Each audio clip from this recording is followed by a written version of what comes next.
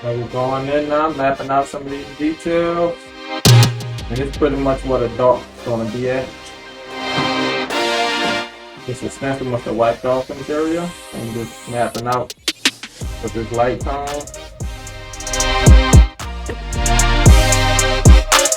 So when I come back, I know where that black going to be stopping at.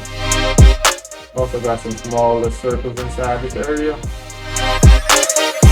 So stop this edge, that's black. Now we can come in there, straight black, and then start fading out with our light tone. We've been using the 7 curve mag the whole time.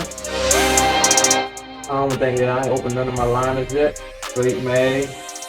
I was about to use the 11 curve, but I'm like, it's small areas. And I'm still trying to get these edges somewhat sharp, but not like, of course not too sharp because it's fabric blowing in the wind. So still trying to have these edges there. And I know with this 7, when the hair up, it's definitely going to soften out. And it's not super sharp. I ain't going to take a line and try to sharpen these edges. It's meant for it to be blowing off, so we want to have that direction. I'm about to put some of these darks around the sword, the handle.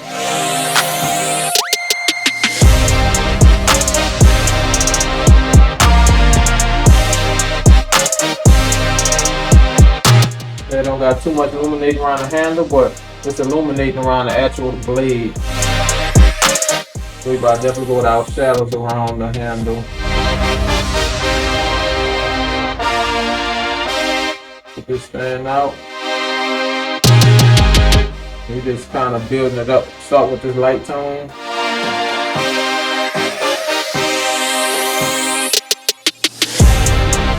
Keeping it smooth.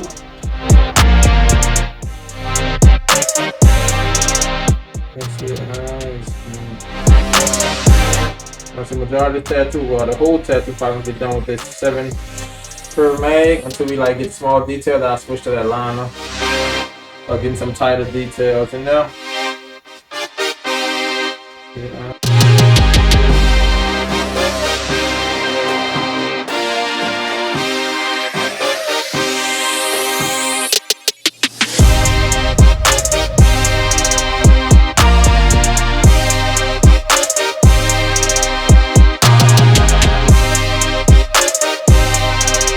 Yeah, see this back cloth? Really much the orange. So we're definitely gonna be doing some selective coloring in this.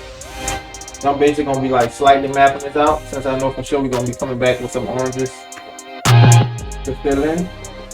I'm not gonna make this like fully saturated with shading. Map out some of those details. So when I come back, boom. Know for sure where those shadows and lights will land at in the piece. And right here, that's a little more darker. I'm just gonna map them out. Not putting too much shade in that part at all. Because the orange is a light color, and too dark of a shade is definitely ain't gonna go. The orange ain't gonna go on top of it. So we're definitely using a real soft, lightest tone shade just to map it out.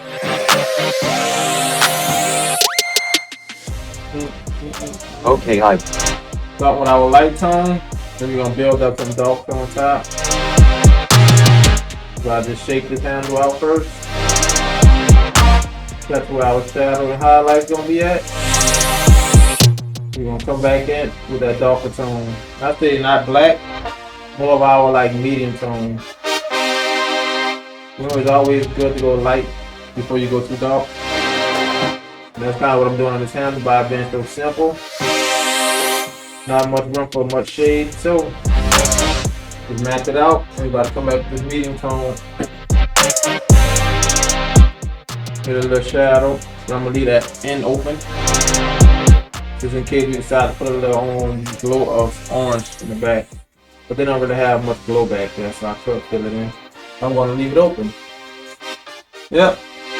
So we're gonna need a second session anyway, because we're not gonna get through the whole thing. But we're definitely making good time. Say that. Now right now we're just going pretty much mapping out the top.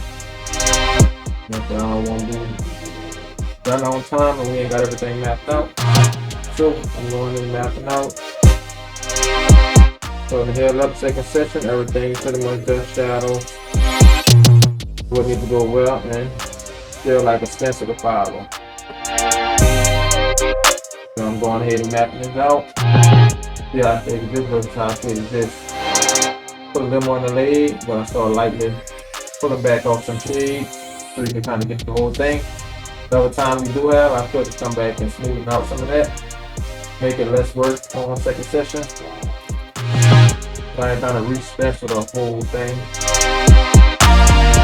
So I like to get the whole piece done. And it's even better to go back on to the second session versus just starting out brand new. That's just me. Right there.